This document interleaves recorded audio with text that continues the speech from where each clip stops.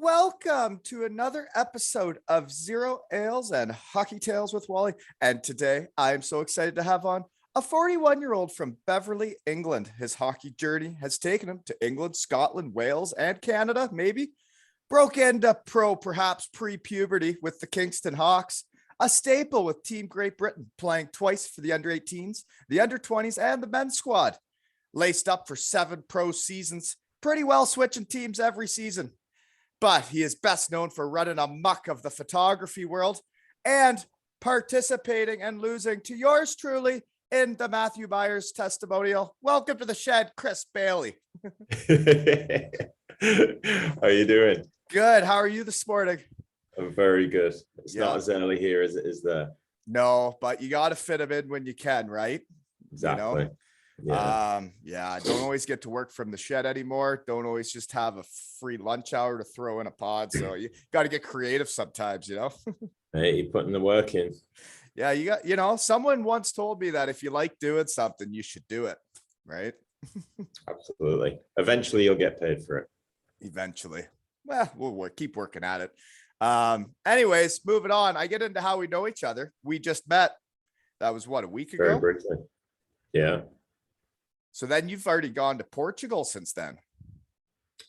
Yeah, so I go to this music festival in Portugal every year. Well, usually every year. We've missed the past 2 years, obviously, but yeah, it was big headliner this year, Metallica. What was that, the video you put up where he was playing like a cool looking guitar? No, that was C6 Steve.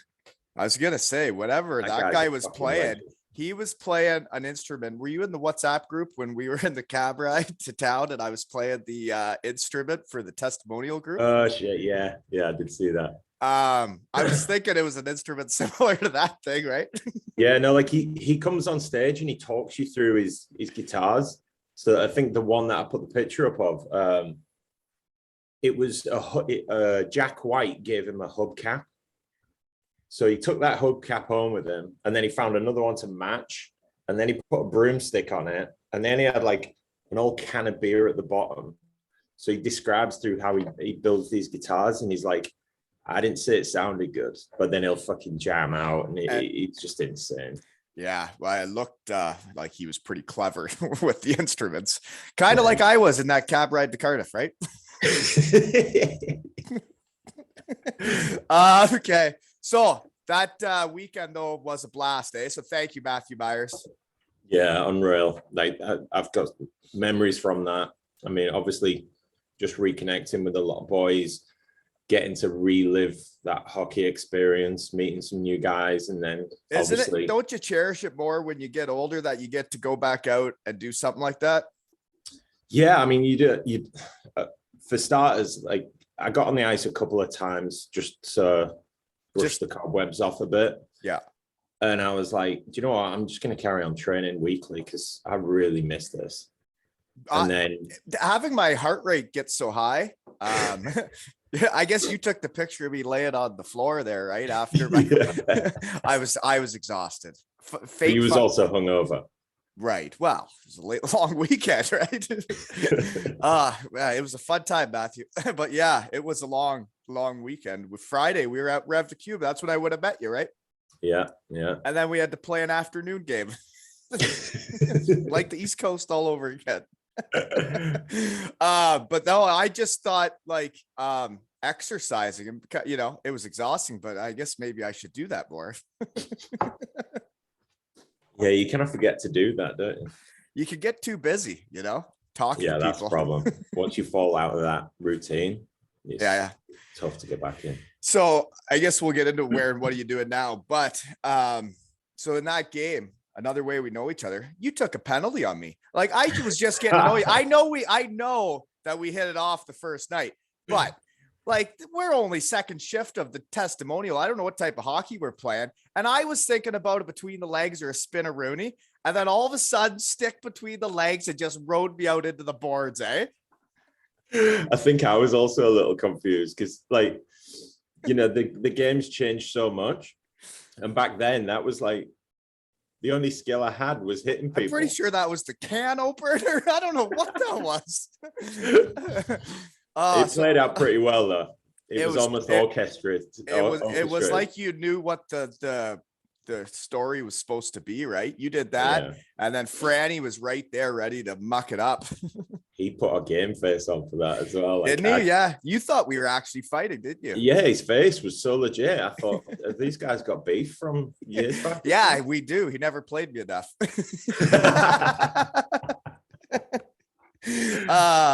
Only 2 points, Franny. Could have been the difference. You know? But no, that was the most exhausting fake fight I've ever had. Holy moly. I thought I was going down, man. If I wouldn't have got to lay down, I would have passed out. I was just praying that the shirt and the pads came off like quick enough. I know. Wow. He ripped my shoulder pads apart. Good thing I don't need him ever again. Right. Oh God. Okay. So that was a fun weekend. And you did get to go out on the ice with your son, eh? Like Hendo. Yeah. It was Hendo's first time with his kids out on the ice. Yeah, we spoke about it the night before as well. Oh, like, because I got to do it for like a very brief time in Cardiff, and Colby kind of got to know what was going on, but the memories have faded for him now. So it's good. There's a couple YouTube videos where he can see himself out on the ice in Cardiff. But what a special moment as a dad, eh? Yeah, unbelievable. And that's one thing, like, you know, I thank Matthew for that. I didn't think that, like, my hockey life is so long ago. Yeah. And then, like, I've got this entirely new life now, and I've got my little boy, and I never thought I would get to introduce him to that, or for him to get to see me play. To get to know that was part of your life, right? Yeah. So having that opportunity, and then, you know, I had a friend come down and got a picture of me, and then, like, God bless him, Dave Phillips came over and gave my little boy a hockey stick, and then he cleared off to the dressing room and came back with a puck, and we had like 5 minutes of just playing pass on the ice. It's the first time he's held a hockey stick, and he's a natural. Crazy. And his dad was a 7-year pro. Hey, it's interesting. So yeah, you were on the Cardiff Devils, then the retro team, eh? You guys played 5-on-4. You guys were so old. Well, we got screwed because our team. Because you had a power play the whole game. Yeah, like our team was based on players who haven't played in the last 8 years, at least. Yeah, they were more for most of us. Yeah, you guys needed the extra player. Exactly. So did I. I was on the wrong team. I am not a new school devil. You see how fast those young guys were? Yeah. But we're champions, fellas. So you played you were at maybe a bit of 01 to 03 with the Devils, eh? That's a time ago. Yeah, so that season was quite complicated because I came down to Cardiff, and I was kind of unaware of the situation because the first season that I signed for Cardiff. I know what the situation is. The research team saw it. Yeah. You had Dease on your team. And you guys were brutal. I saw the goaltending statistics. Like, the best goals against out of your 7 goalies was like 5 goals against. Do you know the story of that season? No. But Dease was on your team, so you couldn't have been that good. So one of the old owners, I guess there was a dispute there, something. I don't know the story exactly, but he'd not paid some players, or it basically pissed a lot of people off. So he'd taken over that year as the new owner, I think. So we turned up, you know, Cardiff, like, with tryouts and went around the city. Everyone was happy. And then it sort of started coming to light that the fans were going to boycott that year because of the owner. Yeah, because of the owner. I mean, I don't have a bad word to say against him personally. Like, he looked after us, you know. We had a great time, but as the year went on and fans weren't coming to watch, obviously there's no income. Yeah. So then players didn't get paid, and then players started leaving or getting cut, and it ended up, you know, we were losing. The shit show started. It was like 12-1, 10-1 every game. That's a one-off for a season for the Cardiff Devils. I know they had a similar situation when the newest owners took over. fans weren't too thrilled with the way things were going with the guy before. So, Oh, really? Yeah. Yeah. So I think I stuck it out as long as I could, and then I just couldn't take losing, getting pumped every game. Getting pumped every game is not a good feeling. But coming back the year after, new ownership, new coach, new everything. It was I will say, like, that's my favorite year of hockey. Was the year, yeah. Cardiff, if it's a good situation for hockey, like what a perfect city for a hockey team. Yeah, unreal. Like just going back there for the weekend, right? Like, man, you play a Saturday night game and you win. You get to like hit all those fun places downtown and hit Chippy Lane after, right? Chippy Lane. Did you make it there last weekend? I didn't. I can't eat when I'm drunk. What? Not at the end of the night? No, I can't do it. Huh. That's how you stay so slim and trim, eh? Okay. Okay, so moving on. Yeah, we'll get into the Cardiff thing later. Poster picks. Actually, let's do where and what are you doing now first? So now I am a fitness photographer. That's why you took that picture of me laying on the ground in between games. Eh? Yeah. That's fitness, fellas. So after hockey, I was actually studying photography during the hockey years. And then like you went to proper uni for it? College, yeah.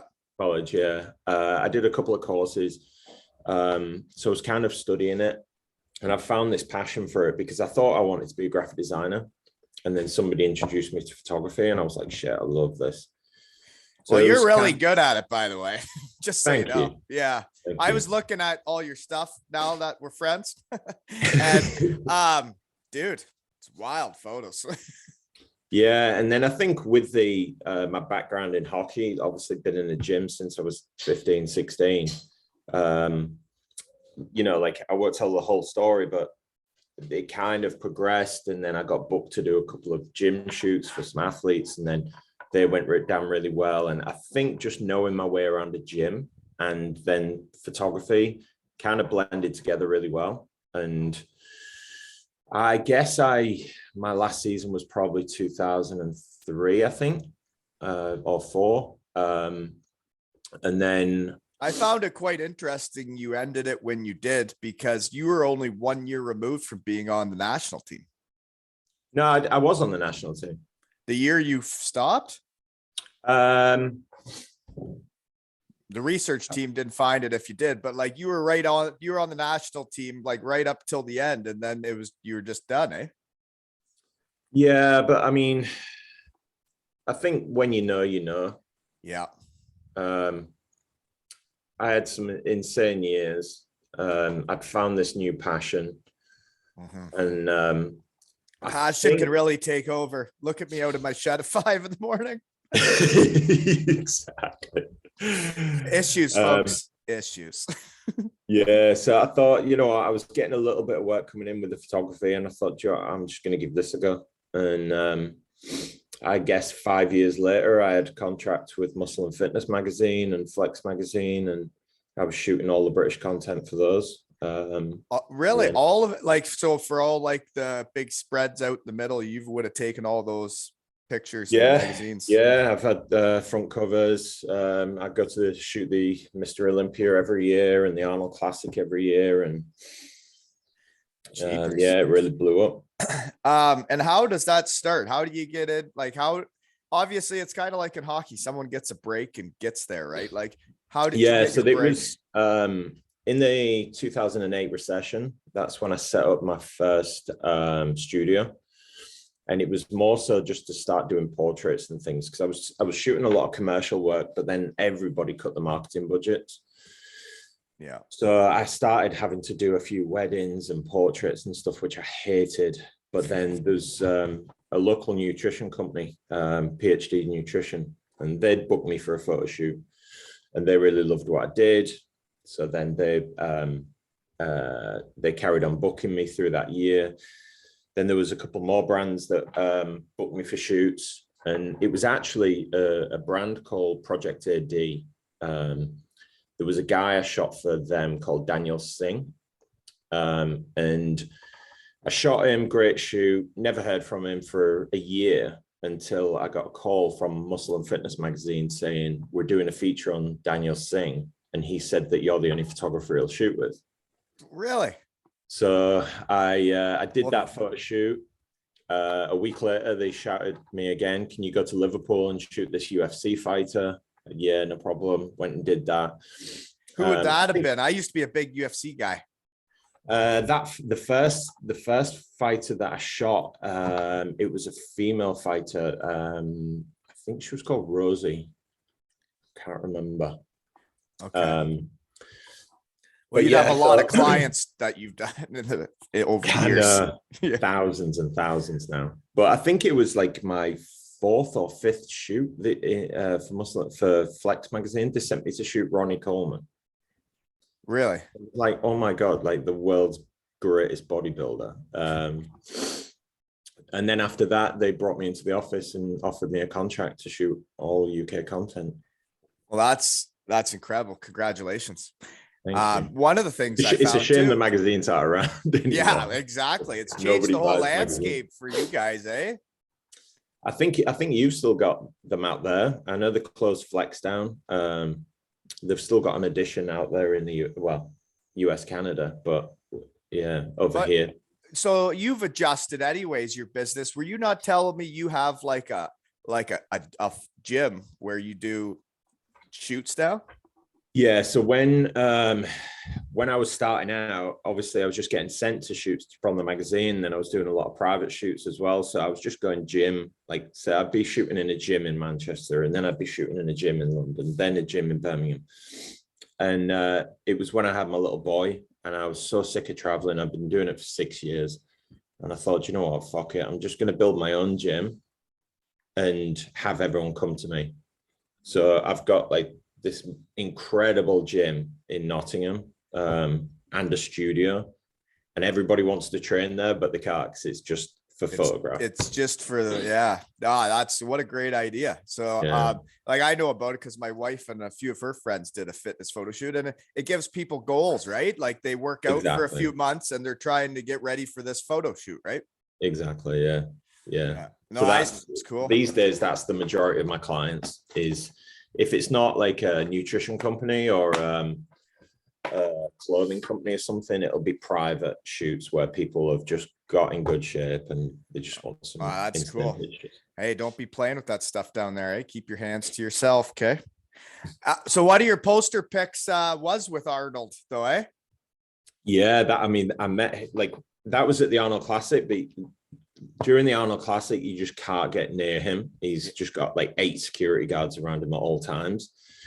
And the day after the Arnold, I just decided to go to the shopping mall, which is about 25-minute drive out of Columbus, Ohio. And there was a shop that I liked. I go in there every year, and I just thought, oh, I'll just go in here. I went in the shop, look up, Arnie stood right in front of me. Wow. Yeah, that's cool. So you used to go to his thing, but he's not available. You just happened to run into him in town then.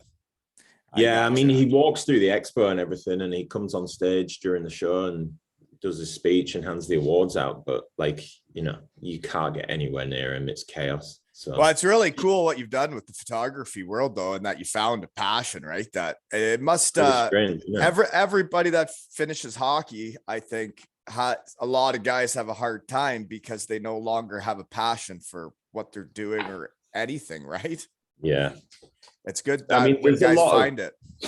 There's a lot of there's so much skill that you take out of hockey that will then go. I know it's a bit of a cliche, but you know, the whole teamwork thing, you take that into later life. Like, I was a really shy kid, and I wouldn't be outspoken. I'd find this very difficult, but you know, all those years in the dressing room and nights out with the lads, and I think it just drills it into you to be an outspoken person, and you know, you got to help each other out. And I think, I couldn't agree more. What hockey does for guys is the teamwork. Like, you get to the real world, there are people that don't get the teamwork. If they haven't been on teams during their lifetime, and they don't understand, like, to help anybody, whether it's the first liner, the fourth liner. If anybody needs help, you help them, right? It doesn't matter who's asking. Exactly. But there's so much hockey teaches you. But then when you do get to the real world, and you've been one of us minor pro guys that never made enough to, you need someone to take a chance on you, though, right? And that's what happened for me here. I met some good people. They took a chance on me. And you know what? I'm going to toot my own horn this week. I ran a muck at work this week. You know that? I had a meeting with the CEO on Monday. We came up with this program we've been working on for months, and we were trying to decide how to train it.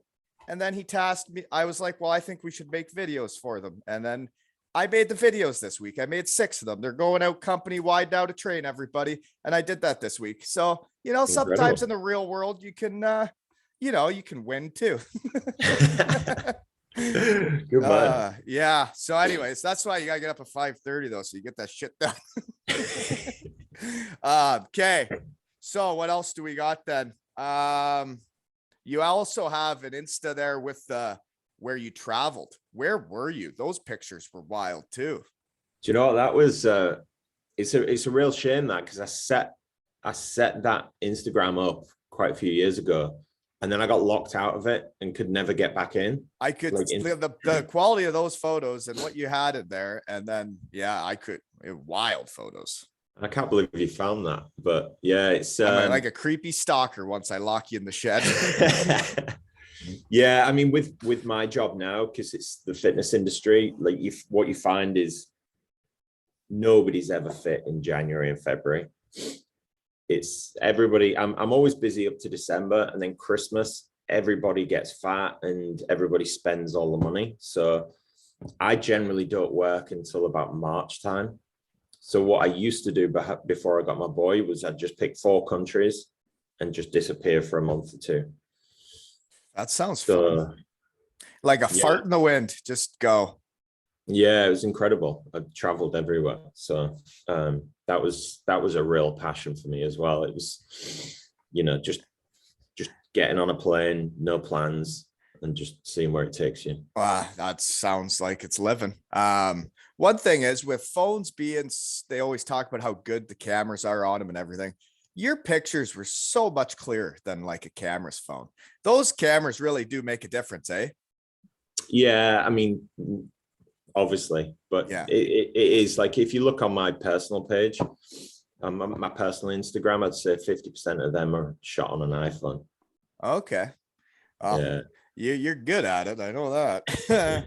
Okay. Better get into the hockey then. Growing up in Beverly, England, where's that, and how'd you get into hockey? So Beverly's just outside of Hull. Oh, I was actually born. I was born in Beverly, and then I grew up about 10 minutes away in Cottingham. And when I was, I guess, 8 years old, that's when the Hull Arena opened. So it was kind of a novelty that everybody goes down and tries skating out. And that rink opened when you were 8 years old, like the one with the brutal benches where it's like a pig pen. Yeah.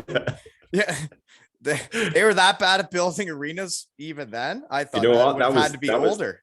Because that arena came, I guess, before Sheffield and everything. So that was probably one of the best arenas at its time. With those benches. I thought those were the worst benches I've ever been on in my life. That's because you spent so much time on them. We talked about Franny. Franny, did you hear that?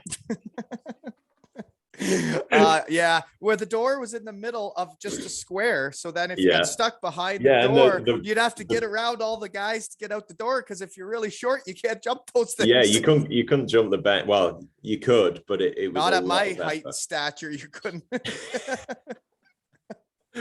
That's a heavy door as well. I think that's what Franny was thinking was, while he's stuck behind the door, we'll just keep sending the other guys out. Maybe that's why I didn't like the benches. Yeah, so I grew up there. So 8 years, I remember actually my dad took me skating. I don't have a lot of memories of that first skating session, but I remember leaving and the hockey shop was open, and he was like, "Oh, you enjoyed that, didn't you?" And I said, yeah, it was good. And he was like, "Come on, let's get you a pair of skates." He just took me in the shop like after my first First time on the ice. Went And then you just kept going. And what I do remember as well, like I'm right-handed, and we went in the store and he wanted to buy me a stick, but they didn't have any right-handed sticks, so he bought me a left one anyways. So you played with a lefty. Did you hold it like a lefty, or did you play with the backhand as the forehand? I don't think I ever played, because there wasn't a team then either. So because the rink just opened, and we showed this interest in playing hockey, but there was no team to play for. I was like under 12s, I guess. So we ended up traveling across the river to Grimsby, which is about half an hour away. And they've got this tiny, tiny little ice pad. So I think for a year we played there until they actually had a team in Hull. There's a Grimsby over there too, eh? There's a Grimsby here. We have all the same names of towns. It's crazy when you start talking to people in your shed. Yeah. So yeah, there's just not enough kids playing hockey, I guess, but they just built the rink, so there wouldn't have been hockey until then. Yeah, there was no interest there, so it took a year or so before there was enough people. Isn't it wild where Team GB is now, considering what we're talking about? Back when you're growing up as a kid, there's hardly any rinks. They're in the top pool of hockey now. No, they're not. Or they weren't. Yeah, no, I guess they did just go down, but they were just there, right? Like, yeah, it was it's incredible crazy to see him get that high. And that's Mizey, our buddy there, right? Yeah, you were there just when that flower was just starting to blossom, eh? Okay, so then you obviously start getting better at it, and you're probably always tall, eh? Yeah. So then, does the minor hockey get better? Is there like a challenge come before you get to pro and the Kingston Hawks? And the Kingston Hawks. So what happened then? I guess, yeah, the under 12s team that I played for was the Humber, because they keep changing the name. It's Kingston upon Hull. So they go from Kingston, or sometimes it's Humberside, or so I was playing for the Humberside Humdingers. That was our under 12s team.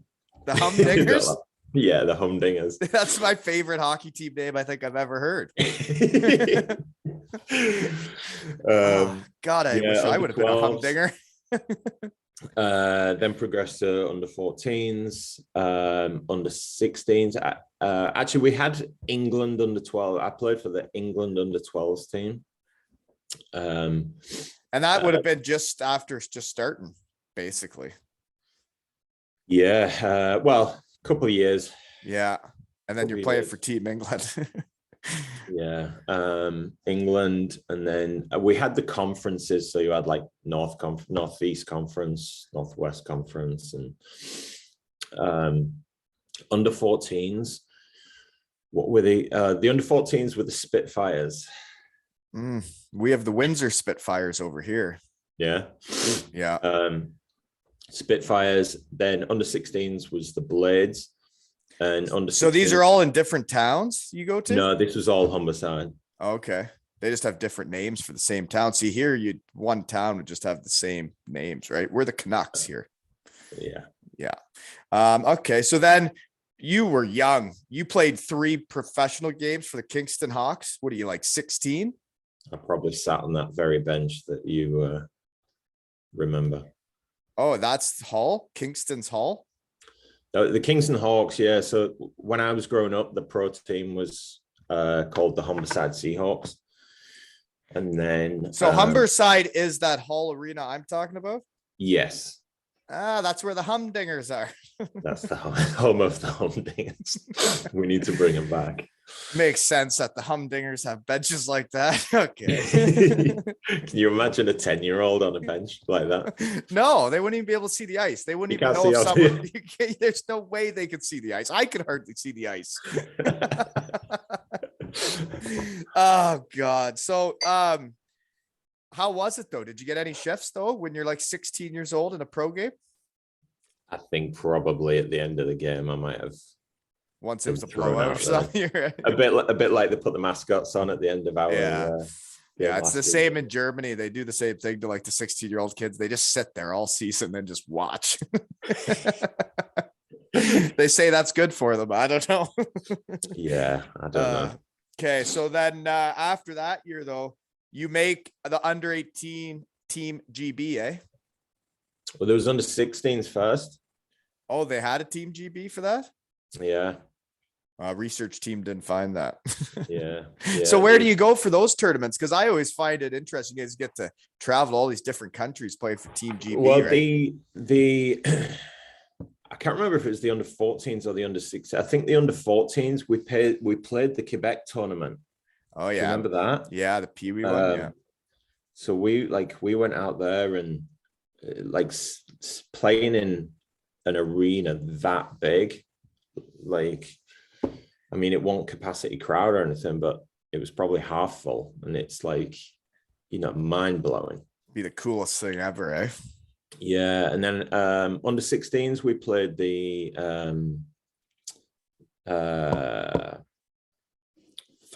what's the tournament? Out in the lakes there. I don't know. Isn't there one called like the Brick or something? I can't keep track. There's too much hockey stuff to know. Yeah, I can't remember. I forgot that. Yeah, we played a tournament out there. We actually won that as well. Under 16s, we had a pretty good team that year. Like in Canada, you're winning tournaments? It was in Canada. It was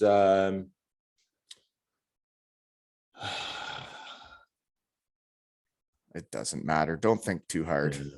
Yeah, it'll come back. And then so you were good all the way up if you're playing for Team GB all the way up then, eh? You weren't like a late bloomer. You just kind of had it right from the start. Big, tall body, long stick. I was definitely tall, especially come 14. That's when my height started coming through. Yeah, it never came through for me. Like I was a pretty good skater. Like my dad invested a lot in me back then. There wasn't a lot of, very limited ice time. We'd maybe get on the ice once a week if we were lucky. But my dad actually paid for me to get skating lessons from figure skaters. Yeah. I got the piss taken out of me a lot, but I thank him for that, because like learning your edges and everything else, it was incredible. So that really paid off. Yeah, for sure. So then you make the under 18s when you play for Kingston the 3 games, but then the next year you're playing like full. There's a chunk missing out of that, because at 16 years old, I finished my GCSEs, which is our exams here. Like high school type shit? High school, yeah. Finished high school. And then I went out to Montreal for a training camp. For what? For junior? It was just like a hockey camp. Okay. And when I was there, we played a game at the end of actually I got there and I will have been 16 then. And I think they had a 14 to 16-year-old group. And then they had a 17 to 21-year-old group. And I guess because of my size and because I could skate, they took me from the 16 group and put me in the 17 to 21 group. So I was shitting myself because there was some huge boys out there. Yeah. But it played out really well, and we played a game at the end of the season, at the end of the camp. And I guess there was quite a few scouts there, and I got quite a few offers come through. So we kind of sat down and weighed up all the offers. I had an offer of a 50% scholarship with Maine University. There was a junior A team, but in the end, I ended up choosing a midget AAA team called Lac St. Louis Lions. And I came home, packed my bags, and I moved out to Montreal. Really? Yeah. Research team didn't find any of that. Yeah. What happened with the scholarship? I guess 50% scholarship in Maine is still going to be expensive, though. I think it still worked out at like $8,000 a term. And, that shit, when you're an international student, I was the same for me in Canada. When you get your scholarship, like for a kid from Michigan to go to a Michigan school is way cheaper than a Canadian to go to Michigan school.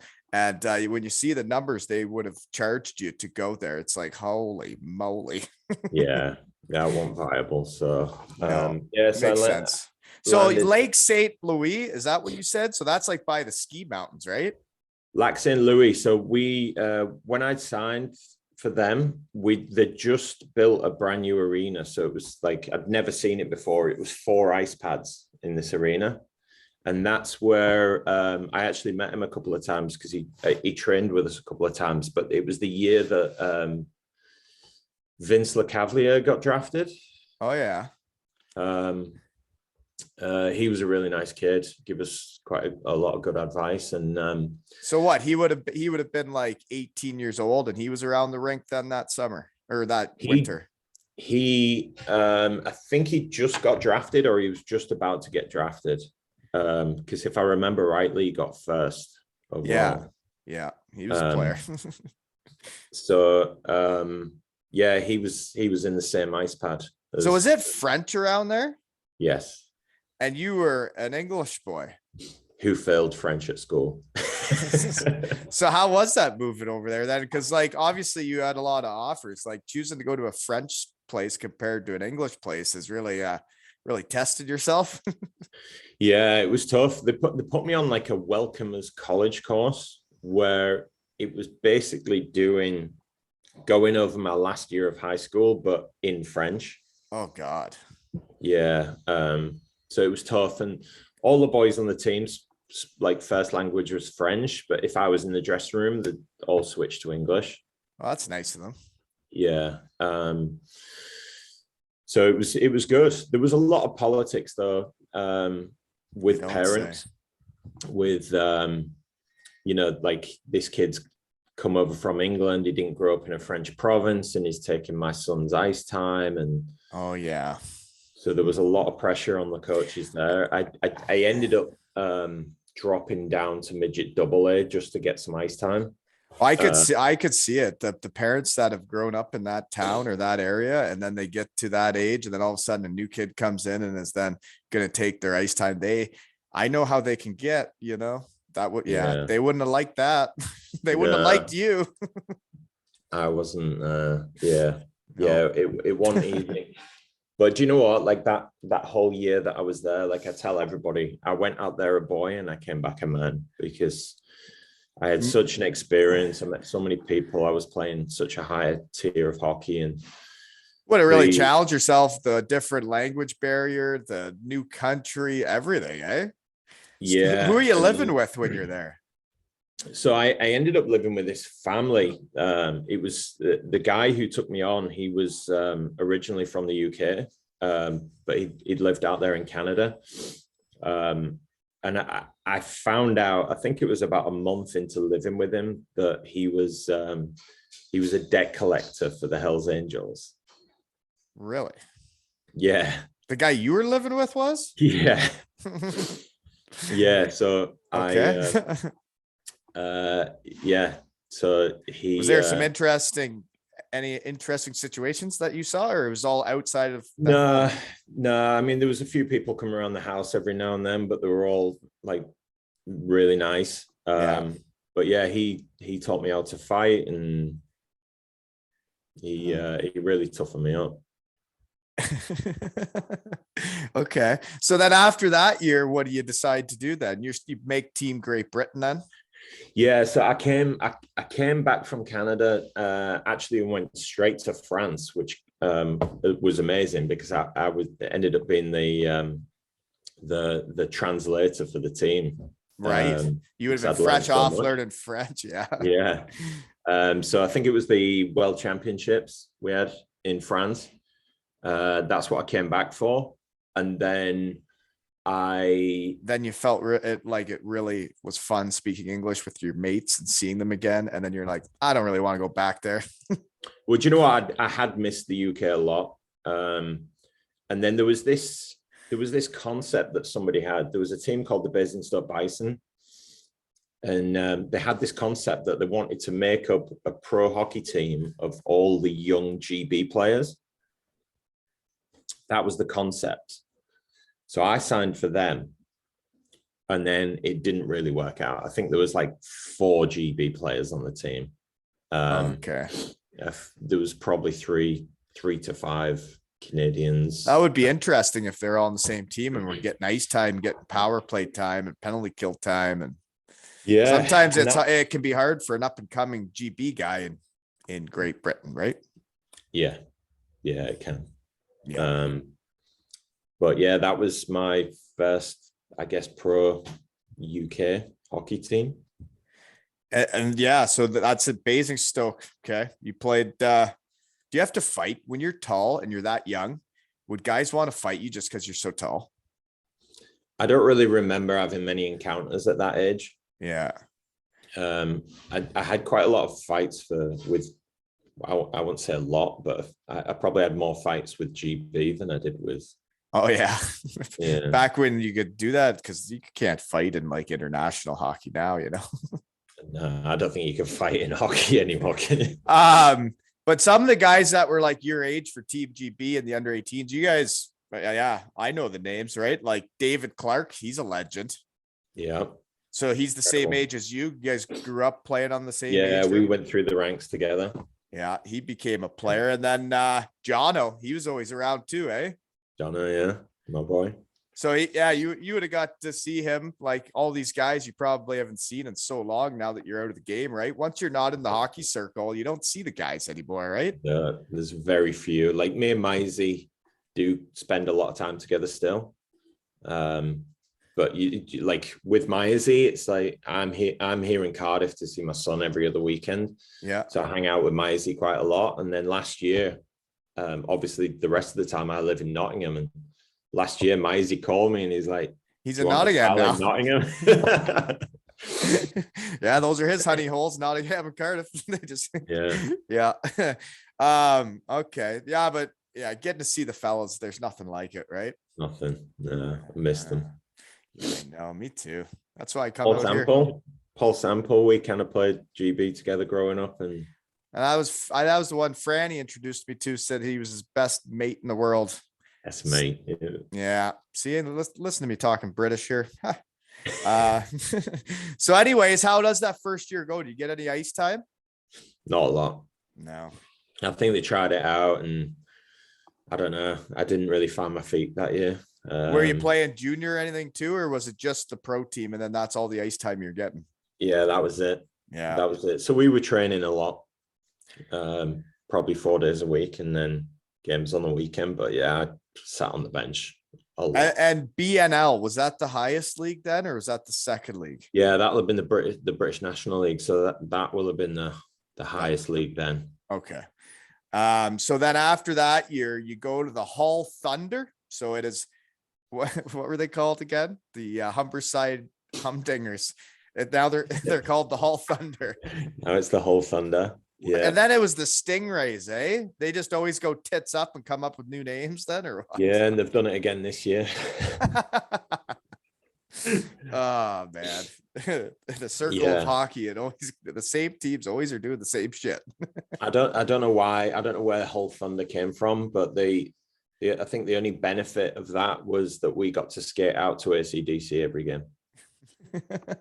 That'd be fun. Just rocking it. So then do you get more ice time that year? Like you're back home then? Like, are you getting paid then decent? Do you feel like a pro? I wasn't getting paid. No, I was getting paid. It wasn't a lot. Same again, just didn't like that season again, second year in the pro league, and didn't really find my feet, didn't find the confidence there. And I think if you look at the stats there, the year after, I probably went to the Isle of Wight Raiders. You did. And that was when I first dropped a league, because I thought, right, I'm going to drop a league, find my confidence. And that, you know what though, it makes me think of like kids' sake. Like you see parents and they're so worried about their kid making the highest team or the rep team or this team or that team. And it's like, well, if they don't make that team, they're going to touch the puck a lot more on whatever other team they're playing for. And they're going to get to handle the puck. They're going to learn the game more because they're going to be the guy with the puck. Where those kids that make the team as the bubble kid and aren't getting the reps, aren't getting the ice time, they're not getting better like the kids that are down a level, I don't think, you know? No. And confidence is a real thing. If you're not ready huge. for a league and you feel like you're not ready, you're going to suck. It was like when I went to the AHL. I didn't feel like I was ready. I didn't know how to play defensive zone. I hadn't learned it correctly. And then you feel out of place and then you look out of place, you know? Yeah, like every time somebody passes you puck, you shit yourself. And yeah, you don't want it. You don't even want the puck. Yeah, exactly. And then when you're feeling it, you want the puck and you want to make plays. Yeah. Yeah. So the Isle of Wight, I was getting regular ice time. Had a great time down there. Research team actually was curious because I've heard of this team a few times now. I actually looked up where the Isle of Wight is. That looks like an interesting place. It's like Alcatraz. Yeah. So is it nice out there? It's beautiful, you know. It's beautiful. It looks cool. Some really nice beaches. So the team lives on the island? Yeah. How big is that? Like how many people are out there? I think it was like 24 miles across. That's it, eh? Something like that. Yeah. How many fans would they get? It was good. We used to get some good turnouts to the games. Because there's not a lot else on the island. Like there's a lot of people go there to retire. I guess it's like Florida for the UK. Yeah, we had a great time there. And it was just a pain in the ass, you know, like every away game, you've got to jump on a ferry. Yeah, that would be annoying. So you don't want to just stay on your island. Yeah. Yeah. But then that season I think I was playing for GB national team. Says you played under 20s. Under 20s. Yeah. But McSorley was Chris McSorley was in the GB program then. He was coach. And he was also coaching London Knights. And I think he saw potential in me because I was playing in Isle of Wight, but then about halfway through the season, he said, I want you to come over and start training with London. And the Isle of Wight were really cool with that. And that was an entirely, that was going back to Canada because they had this unbelievable arena in Canary Wharf. And I just turned up there to train, but they wouldn't let me train in my Isle of Wight kit because you had to be matching. So they give me like new shorts, new helmet, new gloves. And they sent me out there. So it was like I was training like once a week with London at this, like the very top tier, but then dropping down and playing the games. And then it's, man, as I would say the same way to relate is when I got sent to the coast and I wasn't doing that well, it took a call up to the AHL to get my, to make me feel like it, better. Yeah. And then when I went back to the coast, it was easier again. Right. And when you train with those guys and then you go back down, you actually notice it, right? You notice that 100%. You feel different on the ice, right? Yeah, it's like a thermostat, isn't it? You get set on this thermostat. You play at the level you're playing at, right? Like kind of. If the temperature goes up, then you go up gently, and then that becomes your new normal. Yeah. You drop down, and then you're like, fucking, you're missing passes. And Yep. I totally get it. So then you're practicing with London, and they're like, so that's a bit of a hike from Isle of Wight, right? Yeah, I used to have to get on the ferry to Southampton and then jump on a train to London and then get on the underground to get to Canary Wharf, all with the bag, with a hockey stick and bag. And oh man, yeah, that. So then after that season, though, what happens then? You end up with the Paisley Pirates in Scotland. So what happened there was that was the first season that so after the Isle of Wight, that's when I signed for Cardiff. Oh, you left Cardiff to go to Paisley? Yeah, halfway through the season, I thought because Cardiff was 2 years back to back, I thought you had stayed there. Okay. Research team was off there. So, okay. So you signed with Cardiff, and that's when the owner thing happens with the boycotting and all that. The boycott, yeah. I think the research team saw that David Owen, Dease, scored a goal in professional hockey. Is that true? I don't know if that's possible. I don't know if it is either. I saw him out there in the testimonial game. What a mess. Dease was probably doing the stats on the bench at the same time, and oh, you just would have been having a one. big chew it and yeah, doing the stats, just being one of the boys chirping everybody. So were you guys playing in the old arena then downtown? Yeah. Right by Chippy Lane then too, eh? Well, yeah. So the old arena is now the John Lewis department store. Yeah, I've heard that. That would have been quite the spot for an arena. Not the that's the where Bay isn't, but that's where the real history of the Cardiff Devils is, in that arena. Right. Well, some would say the Big Blue Tent was, a good time too. Yeah, I never played there, but I think I watched maybe 1 or 2 games there. Yeah, it was electric when you're good. So I think that was supposed to be like for 1 year, and then it ended up in like a decade. It was a bit wobbly by the end. Okay, so then that's that year. So here's some of the guys that were on your team then. Or this might have been year 2 or year 1. Jason Stone, we just played with him, right? His jersey's retired by the Devils, number 10. Yeah. Yeah, he was getting around the ice quick, eh? Just like all of us. Yeah. And then so Neil Francis and Paul Sample, right? Sample? What, in Cardiff? Wasn't he? Yeah, Cardiff. I didn't play with Samps in Cardiff. Well, then I'm just making shit up then. I think that was the year. Yeah, the year I left, I think. And then Matthew Myers was just starting his career then. Yeah. Jeez. Yeah, Myers. He's still doing it. Can you believe that shit? Myers' mum used to have me and my roommate round for dinner on a Wednesday night just to make sure we was getting at least one good meal a week. So where were you living in Cardiff then when you're just a young buck? I was on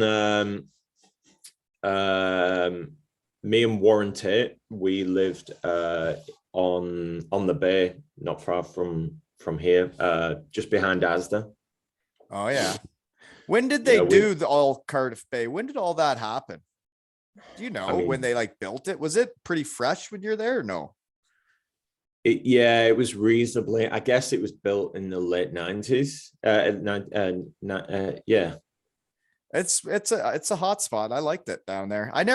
That weekend was so busy in Cardiff, I never even made it to the Bay. Wow. Well, to the rink. Because he was at the rink, but yeah. Oyster catcher too. Yeah, like this it's so beautiful. It is. You can go like water skiing, and I think they've got a party boat. Actually, I've got like a balcony here that overlooks the water, and every Saturday night there's this little boat that floats around, and you can just hear people doing karaoke and screaming, and I'm like, I need to get on that boat. I have a lot of great memories in Cardiff Bay. Yeah, that's where I lived. I loved it down there. Great for kids, great for restaurants, drinks, whatever you want to do. Yeah. But yeah, so all I had written down, the research team has brutal team. But yeah, now you explained that. So if you were to go to Chippy Lane, what would you order if you're in the fitness world? Are you gonna splurge?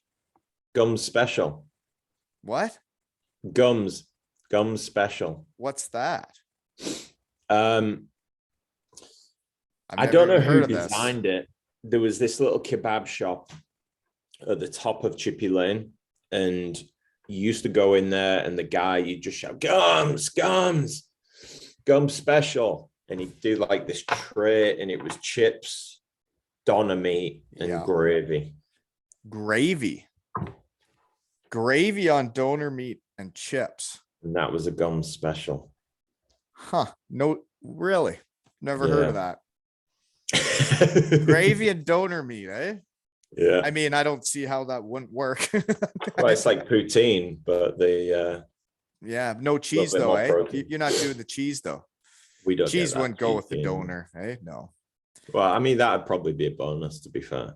Now I'm curious. Okay. So anyways, then you go to Paisley. I got Yeah, I don't know how that team does, but you guys had 6 goalies that played, 2 Canadians, a Finn, a Swede, and 2 Scottish guys. So usually you see that, it's usually not a good sign. No, it wasn't a great team, but I think they were losing every game, and then they put a bit of money into the team and said, we're going to turn it around. And right when I got up there was a few new players, I think, and we did actually win a few games. The best story about that team though was I turned up and they put me in a hotel for about a week while they were sorting me an apartment, and then they said, we've kind of used all of the housing budget. And I was like, well, what the fuck am I supposed to do? And it's, well, that hotel that you're staying at, they're sponsoring the team. Do you mind living in the hotel for the season? And I was like, well, what about doing my washing and like cooking my meals and stuff? And they're like, oh no, it's all covered. They'll do your washing for you. They just go down to the restaurant, order whatever you want. No. So I lived in this hotel for the season. And you get room free food? Yeah, just like every meal, just go down to the restaurant, order a meal. In the AHL, I had to live in the hotel, but you didn't get your laundry done and you didn't get food. So yeah. I don't know if you've ever seen Alan Partridge. No, don't know. It's a British comedy, but this like Alan Partridge, he lives in this hotel basically, because you get the small plates for breakfast. He has his own plate he takes down for breakfast. Gets the big one. Yeah. Yeah. Well, I remember going into other guys' rooms that like they never told them to get an apartment like the whole year, right? Because that means like you're there, right? Then and this guy had lived in the hotel the whole year. He had like a full spread of all this different stuff and like a little toaster oven and like they had anyways, I'm getting sidetracked. Living in a hotel can suck, but I guess if you're getting food and your laundry done, it'd be way better. It was pretty good. Yeah, that's way different. So then after that, you're back to Cardiff though. So you hear it's a better situation type thing. Yeah. And you knew the city was fun. Yeah, I loved Cardiff, and the kind of word came around that everything was fixed, and this is going to be a different year, and we're bringing back a lot of the old favorites, like Mike Ware and Blake Knox, and I saw you had Ivan Matulik on your team that year. What a legend! Yeah, he is a legend, eh? Yeah, he's like such a great guy. Like the stories that guy has as well. Like getting smuggled out of where was he from? I don't even know. One of these Eastern Bloc countries, and I think he just got signed by Edmonton, or he was going to get signed if they could get him there. If they could get him out. I think they had to pay some mafia guys to put him in the trunk of a car and get him across the border. I should talk to him someday. You should get him on. Yeah, I don't know what he's doing now. Russ Romanuk. I got him written down, and I wrote ran amok. Yeah, what a guy. Good player. Do you know what? Like the feeling that I got on all of these teams that I played for, there was such a huge divide. Like the Canadians would have their own group, and the Scandinavians would have their group, and then the Brits would be left to themselves. And so me and Warren Tate had just signed for Cardiff, and we'd been given this really nice apartment down on the bay. And we got in the apartment, we dumped our bags. We was probably in the apartment for about an hour. We get a knock on the door, and it's like, we open the door, and it's Russ Romanuk and Mike Ware. And we've not met either of those guys before. And they just said, hey boys, heard you've just got here. Get ready, we're taking you out. And that's how teams start. Yeah, they took us out. I think we had a game the next day, so we didn't go out on the piss. I think we just went for some food and movie and everything. And they wouldn't let us pay for anything. They paid for everything. It was like, what a start to a season. And like, it makes you feel comfortable, makes you feel good, and then all of a sudden you can play hockey better too. Yeah, and it was like that in that team. Like I've never being on a team where like everybody got on, everybody shared every experience, every story. You know, you're really punching me in the heart right now, because that's what it was like for me in Cardiff.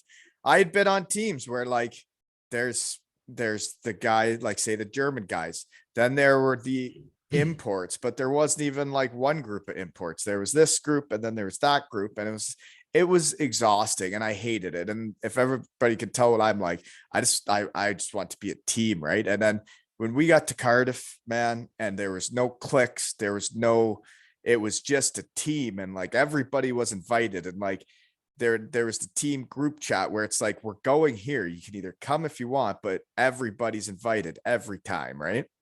Yeah, that's incredible. Hockey. Mandatory team nights out, and you know, like Monday nights, everybody had to be at the bar. Monday fun days. Like I think wins it was championships. 10 or 10:30. The older guys can go home if they want to. You stay out if you want to, but we go out. You know, some of the boys who had families would go home about 10ish. But the next day, turn up to practice, and those old boys are sat there going, "Come on, what happened? What happened?" Yeah, I know. I used to wake them up. I didn't even wait for practice. It would be Saturday night. We'd have Sunday off. I'd go in and wake Hendo up. I'd have my kid jump on him. That's like his alert. He would get so mad. It was so much fun, but they'd never lock their door. They'd never learn. Oh God. But yeah, you have to hear the stories. That's what it's all about. Yeah. I think we play this sport. But yeah, so I guess the other guy that was on that team, because I talked about how brutal goaltending was the year before. I guess you were getting smashed every game, but Stevie Lyle started that year and he did well, and then he was the goalie for a while. No.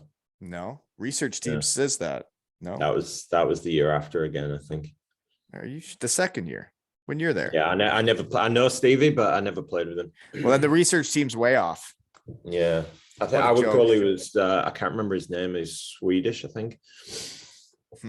Well, it's probably brutal. Research team sucks. Was Jono on the team? Yeah, Jono was there. Well, then who knows? I don't know. I even have like stats written down. So is Jono the same player he is today, way back then? Probably, eh? Nobody changes how they play. I didn't see. Well, I saw Jono play on the weekend. Obviously, I've not watched him play for a while, but I would assume he's a lot better. Yeah, he's bigger, thicker. Yeah. Not that he was bad back then. He was just like this small guy who, you know, he was on a young line and got stuck in there and fast. Yeah. Yeah. So then you did make the men's squad, Team GB, eh? And yeah, it's a different generation of players than play there now. But Steve Thornton was on the team. Is this Steve true? No. And they feel like the research team. Maybe. Yeah, I think he was. Yeah. Maybe you're wrong. Maybe Steve Lyle was your goalie. Yeah, that was McSorley was the coach then. Okay, so did you go anywhere cool? We went my memory, obviously it was like 22 years ago now, I guess, but where did we go that year? We went to Croatia. We had world championships in Zagreb. We did a few trips with that team, but yeah. I hear good things in Croatia. Croatia was beautiful. Yeah. So when you talked about your photography, or not even photography, but just taking the couple months off and you just travel and pick 4 countries, what's your favorite country you've been to? I mean, I spent a lot of time in Asia. So I've done Thailand, Laos, Cambodia. One year though that I went, I was traveling around there. I was going to go to Vietnam, and then everybody that I was meeting on the road were basically like, you need to go to Myanmar, like Burma. You need to go there because they've just opened it for tourism now. And like, you'll never see it. It'll get real touristy after this year. So you need to go now. So I made the jump and went out there, and Flew into the airport, went outside to get a taxi, and they only had horse and carts. Like there was no cars anywhere. Everywhere you went was horse and cart, and it's like the land of 1,000 temples. It's just so beautiful. It was I don't know really anything difficult. about it. I don't know Yeah. anything about it. I don't even know where that is. Well, Burma, basically, but Myanmar. But I think it's closed again now. I don't think tourists are allowed in anymore. Really? Yeah. So what about the best food? I like Thai food. Mm-hmm. I thought you were Lao gonna had say a lot that. of good. Yeah, Lao had a lot of good food, but like Thailand, there's fresh seafood everywhere you go. Or I just made a chicken ramen soup last night. You talking ramen? Yeah. Yeah, I love ramen. Yeah. Oh yeah, that's what I whipped up last night. I still got it. Okay, here's one. I think the research team was led down a rabbit hole on this one. Did you ever play in Canada for the Tillsonburg Vipers? I didn't. I didn't think so. I've actually seen that pop up on my stats in the past, and that was new to me. Yeah, no, because I clicked on it and it had 2 Chris Baileys on that team, and one was Canadian. I'm like, I don't see him coming over here to Tillsonburg. No, No, definitely wasn't there. yeah, didn't think so. Okay, so then after that second year in Cardiff, you had a lot more fun. You said it was your favorite year of hockey. Yeah. So then you don't come back though, eh? Do you know what? There was an opportunity that came up to go back to Hull and be the captain on that team. And I just really wanted to kind of go back and show my face there. This is also a funny story because I invested all of this in that, and I got set up. I found a lot of sponsors for the team and all this sort of stuff. I turned up. We had a meet the fans the night before our first game, and our coach was a guy called Rick Strachan. And I played D all my life, right? Yeah. And at the meet the fans, like we'd had a couple of beers, and Rick comes over to me and he's like, "You're playing forward this year." I'm like, "I'm a fuck." He's like, "Yeah, we need size up front. You're playing forward this year." I'm like, no chance, no chance. So the next day, I turn up to the game. I'm like, "Look, we had a few beers last night. You weren't being serious, was you?" And he's like, "Yeah, you're playing forward this season." And I was like, "I'm not playing forward this year." And he's like, "You are. I'm the coach." I was like, "See ya." I just went in the dressing room, grabbed my bag, left. I think I had about 2 weeks off, and then they had signed you to be the captain of the team. You've been a defenseman your whole life. And then you get there, and then they're like, "Oh, by the way, you're not a defenseman." That's weird. Yeah. I just couldn't do it. I even. It's kind of strange too when you're going to be the captain and you're an established player that's been playing. I tried to meet him halfway and just say, come on, like throw me on a few shifts up front now and then, and like put me on practice up front and let me just see how I get on. He was like straight down the line, "No, you're a forward." Yeah. So then you head out of there, and which team did you go to first? Sheffield or London? Sheffield. The Steelers. Yeah. Simsy sign you? Yeah, Simsy was there. Yeah, he's always there. How was that? So you only played 17 games there, and then you go to London. Yeah.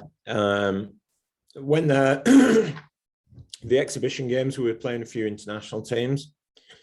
I felt comfortable out there. I was going out there and fucking nailing people and enjoying it. And then when the season starts, I don't know, I think I just lost confidence a bit, or I wasn't playing my game.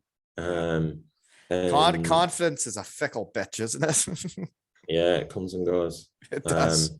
I think I'd probably just had a few bad games, and it got to my head. And so, yeah, I ended up going down to London then. And London, I have written down here because, like I've said, the same teams seem to go tits up all the time. The London Racers that year had a German, Canadian, a Swede, Brits, Finn, Croatian, a Czech, and a Norwegian in the UK league. So you can imagine how that team went. Like, given that I'd had this incredible season in Cardiff where everyone was best friends, to then this team where there was all these different pockets of players. And you're in a big city, which doesn't help that people probably just don't see each other outside the rink, right?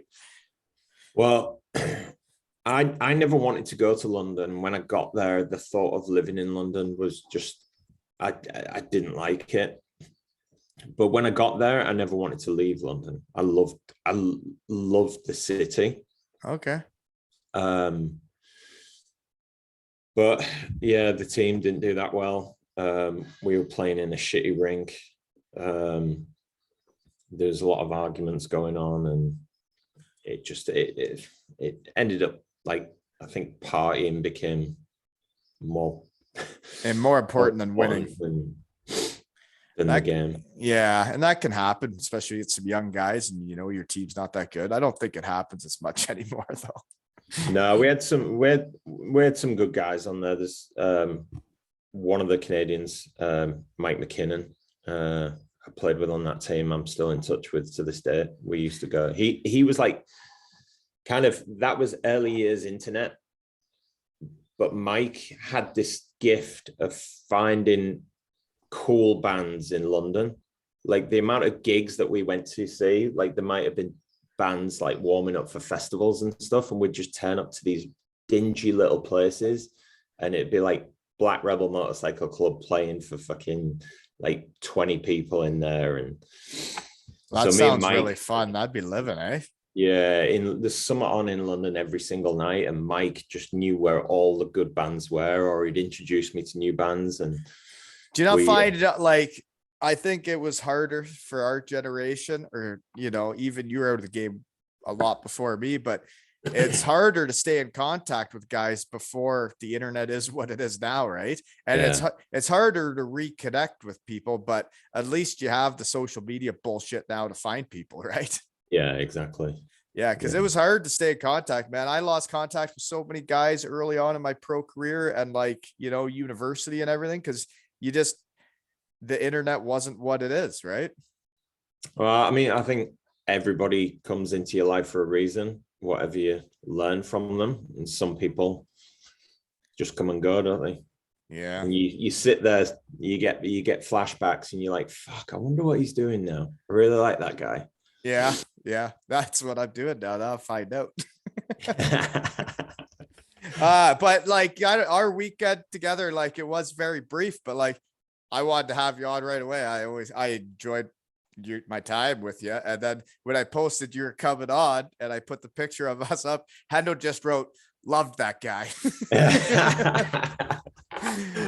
So it was such a fun weekend, though, getting to meet all these different hockey guys that if Matthew, I mean, Hendo's like another guy that I'd never met before. And then that, and he's in Cardiff. So when you're coming, he's right there. You guys know you're pretty well freaking neighbors, right? Yeah, because do you know what? Like, we were talking about the game. This is the night before, having a few drinks, and we were talking about the game. And I said, like, I'm so happy to be here and playing once again. Like, I'm so pumped. But the one thing I want to get out of tomorrow, I want to get a picture of me and my boy on the ice. And you know what? Like, it was like he just stood back and he was like, bro, yeah, that's what it's about. That's why I'm here. I want a picture.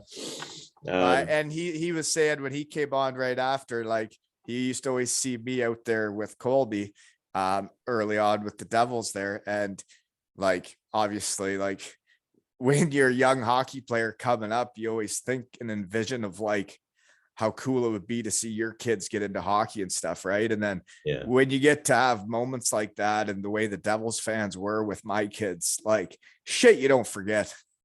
I don't think you appreciate, like, through the years, I've seen guys grab the kids and do a lap of the ice and stuff.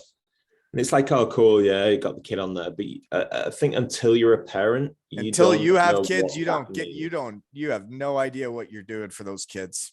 Yeah. Yeah. I know. And then you kind of wish you would have done more for the kids when you were a player, right? When you were in your 20s and you were too young and dumb to take all the time you could with the kids, right? Exactly. Yeah. Just like, even if you can get on the ice once a week with a team, or even once a month, just show your face, like how much it means to those kids. Yeah, well, I don't think the kids around here think I ever played hockey the way with my physique nowadays. I don't think they're buying it. Everybody's got something to teach, though. And, if one kid can take one bit of value from you, then.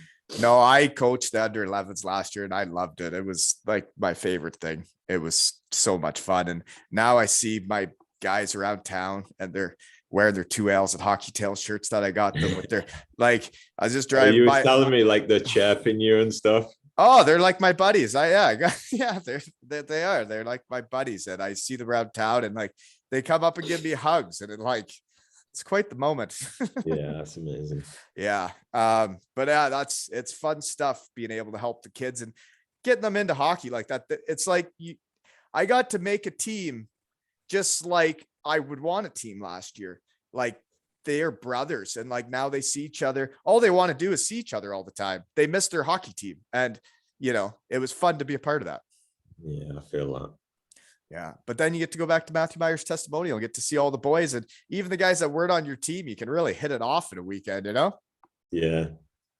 Yeah. It's like, I don't know what you call them. We call them stag do's when someone's getting married. Yeah. And it's bachelor parties, we call those. Yeah, same thing. Yeah. And it's like everybody's pining for somebody to get married just so we can get the boys back together. Yeah. Getting the boys back together is the best. And that's what I love about the shed so much. And like, yeah, I got up early to do this, but like I was looking forward to it all day yesterday and it makes me happier. So why wouldn't I do it? Right. It's a good start to your day. It really is. So thank you for coming on. And I'm really proud of you for what you're doing in the photography world, because I saw the pictures, dude. And like, I was really jealous. The pictures you have with your son that you sent for the poster picture. I'm like, Jesus, those are like the best pictures I've ever seen. And he's going to be one very well photographed kid. Yeah. Well, you found a passion and you're doing what you love, right? Nothing better than that. 100%. And it's like you say, like a lot of boys aren't lucky to find something that they love as equally as hockey after hockey. Well, and that's what it's all about. And I feel like I found that with this, right? Like I don't even have to sweat or get slashed or like punched. Like I can just do all the stuff I like about yourself. Hockey. Yeah. And I even like can try and win championships when they rate us every day. It's like, I got my competitive spirit back, but now I don't have to like actually like battle. I just have to talk to people. I just have to find the time, right? Yeah. But seriously, thanks for making the time for me. I know you're a busy guy. You're just back from Portugal and you're getting back to work now. So yeah, thanks for coming on. Great seeing you again, man. Nice getting to know you last weekend. And thanks for having me. Hope we get to see each other again. And this has been another episode of Zero Ales and Hockey Tales with Bales and Wally.